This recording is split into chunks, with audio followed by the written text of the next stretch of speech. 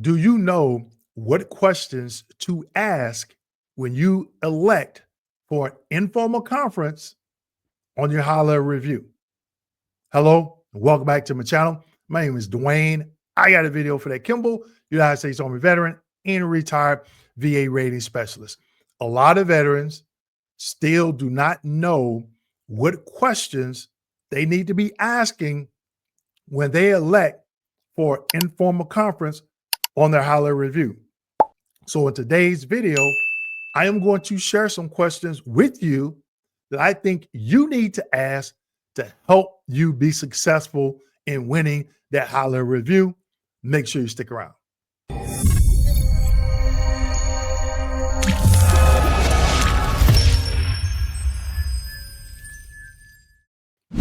Okay, everyone.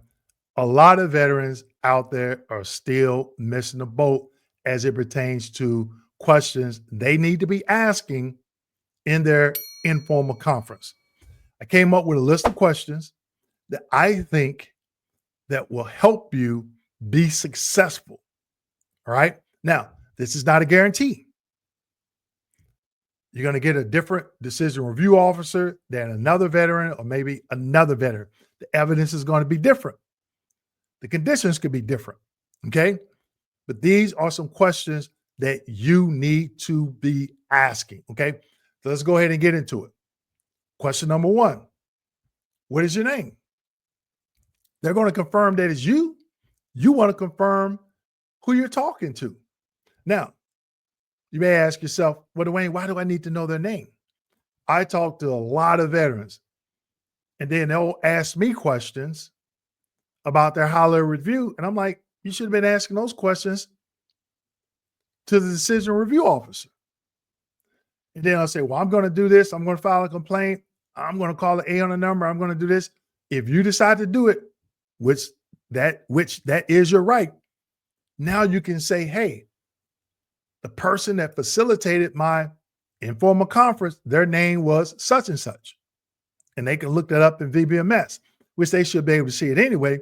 And you want to jot this information down. Okay. Question number two: which regional office do you work out of? Now, I used to work at the St. Petersburg, Florida regional office. Okay. Now you'll have decision review officers. They'll live in a different state. Okay. But they may be working out of the St. Petersburg regional office. You want to know that just in case if you have to file a complaint or anything, you got their name, you have the regional office they work out of. Question number three: what is the 3-digit code for that regional office? For example, St. Petersburg is 317. Atlanta is 316. Columbia, South Carolina, 315. Now, the reason why I remember these numbers, I worked at the St. Petersburg regional office. When I filed my first claim, it went to the Atlanta regional office. And guess what? I am not a fan of the Atlanta regional office. I'm not going to even apologize if you're a VA employee and you worked at Atlanta. Horrible service, horrible. I had rating decisions with multiple CUEs in them all the time. Sorry, I digress. Columbia, South Carolina, I used to have clearance where I would rate veterans' claims that were VA employees out of South Carolina, plus their family members. Let's keep going. Question number four: have you completed a review of my claim per M21-5.5.3.G? Now, a lot of times in my videos, you've heard me use the M21-1 manual reference, and I show those in some slides. You probably ask yourself, Dewayne, what is the M21-5? It covers all of the high-level review process. Okay, that's the difference between the -1 and the -5. In this particular guidance / reference states that the decision maker should, it's not a requirement, they should conduct a review as to why You're doing a high level review and the evidence. Now, when I was rating and I facilitated RBSR hearings, which are different than informal conferences, okay, but you're still having that one-on-one conversation with the vet. I wanted to make sure before I got on the phone or before I was sitting across the desk, and back then everything was in person. Okay, so they would come into the office, the regional office. They had a room set up, and we would facilitate the RBSR hearing. But I wanted to make sure what was that rater thinking to reduce that veteran. Now, the majority of the time, they would have some type of adverse action, proposed to sever or proposed to reduce, and they wanted an RBSR hearing. So I wanted to make sure that I knew exactly what was going on. And for example, if the veteran had an actionable and sufficient DBQ and the VSR decided to send them out for an exam and they went, and the VA's exam showed a proposal to reduce, okay, but their exam, the private, the veteran's private doctor, that exam, the DBQ they completed showed the veteran should have an increase. I would look at both. And I would always go with the veteran's private DBQ if it was actionable and sufficient. Okay, that was just me. Now that's going to lead me to the next question. Question number 5. I submitted an actionable and sufficient DBQ and nexus. I declined the CMP exam. Do you know why it wasn't used per 38 CFR 3.326 subpart B? Now, you're going to hear me talk about this regulation throughout the year. I talked about it in the past. I talked about it about a month ago. A lot of VA employees, I don't believe they know about this regulation. It's just my opinion. Lack of training, or if they do know, they're not utilizing it, okay? So basically, what that states, and you've probably seen it in some other videos, if the veteran submits progress reports, examinations, no further examination may. I know if you're a VA employee, you're going to be like, oh, they said may request a future examination, or future examination may not be necessary. So I did a video where I talked about this particular situation. And if the VA employee decides to request the exam anyway, what do you think? Do you think it's fraud, waste, or abuse? I think it's waste, because why should the VA have to pay for an exam when the veteran has presented them one that is sufficient for rating purposes? Okay, let's keep going. Question number 6.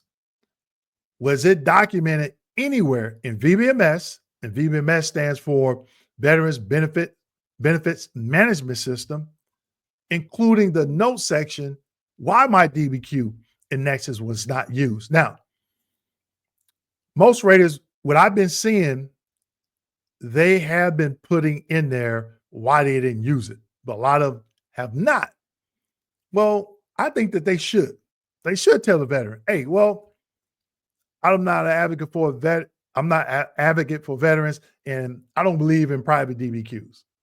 Put that in there. Tell the vet how you really feel, if you feel that way. But they're not going to do it. They're not going to do it because they'll know it will get overturned, right? So ask them anyway, because they should put it in VBMS. I doubt if they do. I seriously doubt if they do. But ask that question. And also, a sub question to that is, have you looked at my DBQ and deemed it sufficient or insufficient? That is a direct question, and it's either yes or no. Now, let me know in the comment section if you ever asked that question, because I believe they might come back with something like, no, I hadn't looked at it. I just want to get your side of the story. Okay, let's keep going. Question number 7. Can you adjudicate my claim based on the current evidence of record without initiating a duty to assist DTA error and sending it back to the rating activity as this will hold up my claim. Now, I have a video out there where I explain what the rating activity is. And it's basically raters. Okay, that's what it is. It's just the raters, right? But make sure you ask that question. Can you go ahead and adjudicate it? So, for example, that I talked about in one of the previous questions, veteran submits an actionable and sufficient DBQ. Let's just say the DRO say, yep, hey, I looked at it. Yeah, it's good to go. Okay. Can you go ahead and use it and rate it and not send it back to hold it up and just see what they say? Hopefully they say yes. Okay. Number 8, why are some VA employees still requesting C&P exams when there's already an actionable and sufficient DBQ and nexus, here we go again, available, especially when the VA makes these public for veterans to use? I have not heard a veteran tell me, hey, Dewayne, I had an informal conference, I had an actionable and sufficient DBQ. In that informal conference, I asked the DRO, hey, why was an exam requested when I had a DBQ that you all could have used to rate the case? No one has told me they've asked that question. This is what I want you to think about. Why do the VA have DBQs on the website to begin with? But then you have the employees not use them. Now, if the DBQ and nexus is not sufficient, then there are some options. One of them being, yeah, they can request a C&P exam. Another option is, check this out. They can actually contact the doctor and get clarification. Now, that's a slippery slope, because if you haven't given your private doctor permission to clarify any information on the DBQ, if the VA calls them, they shouldn't be talking to them. So if you have a private examiner, medical doctor, nurse practitioner, psychologist, psychiatrist, whoever, to complete a DBQ, give them permission to only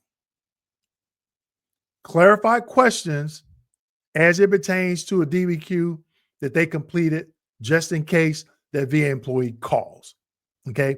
The VA employee shouldn't be asking, well, let's go back and see what the veteran talked to you about 2 years ago. Okay. Make it clear. Question number 9.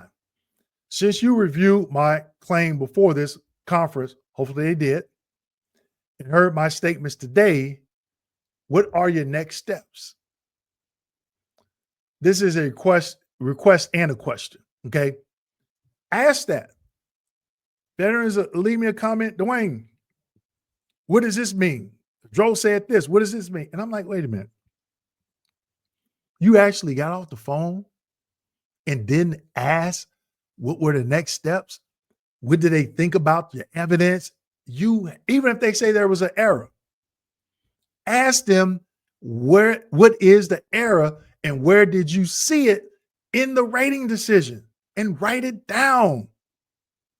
Don't wait until you hang up and then get on social media and go in these Facebook groups and be asking, hey, well, this happened. They said this was an error. Well, what does that mean?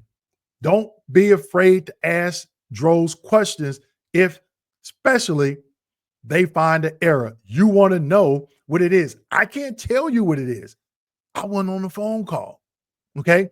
So those are the questions that I think you need to be asking that decision review officer in your informal conference to help you be successful and get a better understanding. So with that being said, make sure you like, subscribe, hit that notification button, and as always, share this video with your fellow veterans. Thank you.